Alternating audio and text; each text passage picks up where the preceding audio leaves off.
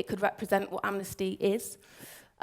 It could kind of uniquely look at success around the world. Each of the local sites focuses on what happens maybe in the UK, US, France, but the .org site could bring all of that together and really showcase how Amnesty campaigns around the globe.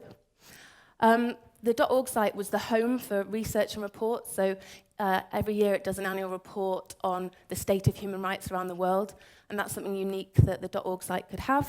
And there are some countries where there isn't a local site, where they're still developing sort of the campaigning movement. And in those places, the .org site is the place where you would take action, so we still had to fulfill that role of sort of being able to get people to take part in a petition.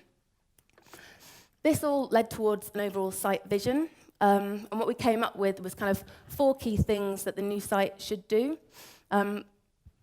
These were really useful for us when we went through the development part of the process, because it just helped us focus on what was important, particularly when we're working to quite a tight time schedules.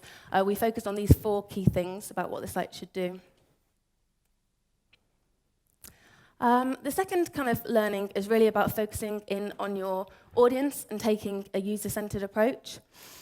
So that was sort of really focusing in on the different segments, what their behavior was, what their potential customer journeys through the site would be, and that would then inform the overall site design.